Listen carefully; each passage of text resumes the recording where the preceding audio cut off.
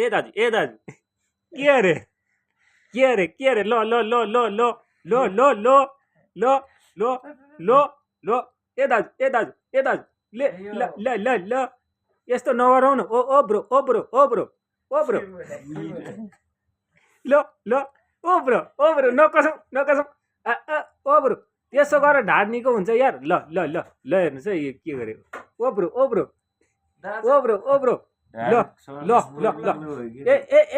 ए दाजु यो फुकाउनुहोस् यो हुँदैन नि यार ल ल ल ल ल ल हेर्नुहोस् है गाइजहरू कहिल्यै ढाड सड्किएको मड्किएको कड्किएको रड्किएको कहीँ ठिक होला त बाँधेर ल हेर्नुहोस् त यहाँ ल ल ल ल पात पनि ल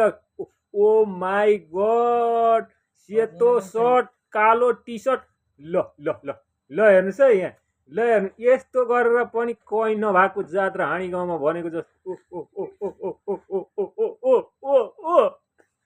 ल ल ल बिरामी साहेब के छ खबर भन्नुहोस् त भन्नुहोस् ल्याउनुहोस् है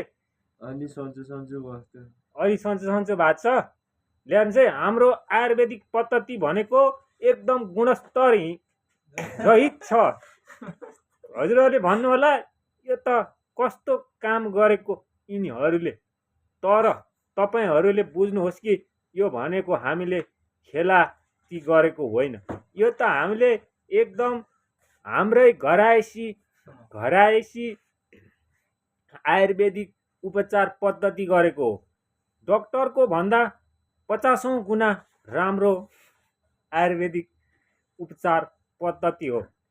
तपाईहरूले भन्नुहोला यिनीहरूले त एउटा कमेडी गर्न लागेको हुन् यी केटाहरूले त हामीलाई पङ्गु बनाउन लागेको हुन् भनेर तर त्यसो होइन हेर्नुहोस् हामीले 25 देखि 50,000 पर्ने थेरापी मेसिनको प्रयोग गरिरहेको छौँ ल अब यहाँ मैले भिडियो गर्दाखेरिमा साथीहरूलाई चाहिँ एकदम कमेडी जस्तो लाएर उनीहरू हाँसिरहेका छन् मेरो भन्नु त के छ र मैले जे छ मैले त्यही सो रियालिटी देखाइरहेको छु हेर्नुहोस् अर्को कुरा के बुझ्नुपर्छ भने हामीले गाउँघरमा पाउने आँखको पातदेखिबाट लिएर बजारमा पाउने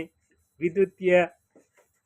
थेरापी मेसिनको शुद्ध प्रयोग गरिरहेका छौँ हेर्नुहोस् त्यसमा पनि 2 आइटम छ एउटा चाहिँ तपाईँको छाती भन्दा मुनि राखेर एकदम ह्यान्ड प्रेसर दिएर एकदम ह्यान्डको सहायताले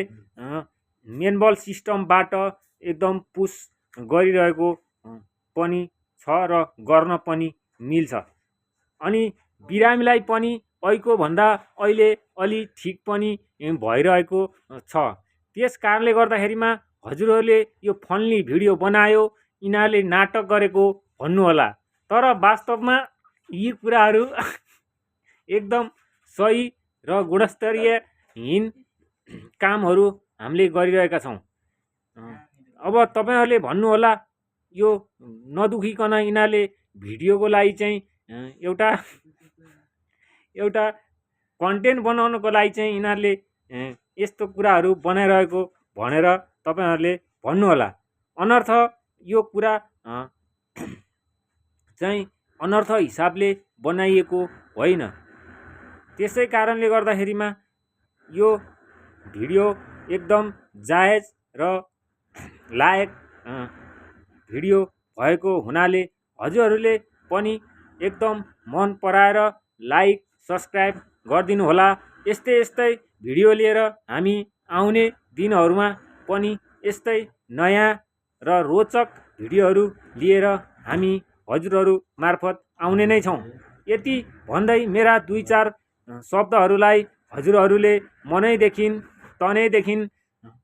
हेरेर मन पराएर हजुरहरूले लाइक कमेन्ट गरिदिनु होला मेरा मुटुका टुक्राहरूलाई मेरो मनदेखि नै धेरै धन्यवाद दिँदै मेरा 2-4 शब्दहरू यहीँ टुङ्ग्याउँछु र रियालिटी घटनालाई यहीँबाट समाप्त गर्न चाहन्छु धन्यवाद।